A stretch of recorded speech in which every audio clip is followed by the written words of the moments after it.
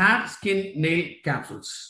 So பேர்லயே இருக்கு, hair அதாவது தலைமுடியோட வளர்ச்சிக்கு தலைமுடியை சப்போர்ட் பண்றது, ஸ்கின்னை சப்போர்ட் பண்றது, அதே போல நகம், இது மூணுத்தையுமே சப்போர்ட் பண்றதுதான் hair skin nail capsules. Because இதுல இருக்கக்கூடியது porridge oil and green tea extract. So porridge அப்படிங்கிறது ஒமேகா ஃபேமிலியில் இருக்கக்கூடிய ஒரு வகை. ஸோ கிரீன் டீ பத்தி ஏற்கனவே நம்ம பார்த்தோம். இது கூடவே சேர்த்து vitamins, minerals and amino acids.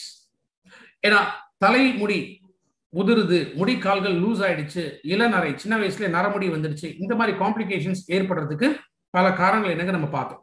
அதே மாதிரி ஸ்கின்ல வரக்கூடிய சுருக்கங்கள் இருக்கலாம், அந்த பிளாக் ஸ்பாட்ஸ் இருக்கலாம், பிளெமிஷஸ் ஏற்படலாம், கலர் மாறலாம், டேன் மாதிரி ஏற்படக்கூடிய இந்த சேஞ்சஸ் இதெல்லாம் ஸ்கின்ல வரக்கூடியது. இதை கண்ட்ரோல் பண்ணக்கூடியதான் hair skin and nail capsules. So நகம் சரியா வளரல, ஷேப் இல்லை, திக்னஸ் இல்லை, அந்த growth கொடுக்கக்கூடியதுமே hair skin nail capsules. Daily ஒரு 2-3 கேப்சூல் சாப்பிட்ட பிறகு எடுத்துட்டு வரலாம். ஸோ இது கூடவே ஏற்கனவே நம்ம பார்த்தோம், தலைமுடிக்கோ இல்லை ஸ்கின்னுக்கோ சப்போர்ட் பண்றதுக்காக ஸ்கின்னை பொறுத்த வரைக்குமே அலோவேரா வந்து சப்போர்ட் பண்ணும், குர்குமின் பிளஸ் வந்து சப்போர்ட் பண்ணும். இந்த ப்ராடக்ட்ஸ் கூட ஆட் பண்ணலாம். புரோட்டீன் முக்கியமா எல்லாருக்குமே தேவைப்படக்கூடியது. ஸோ புரோட்டீன் எடுக்கலாம்.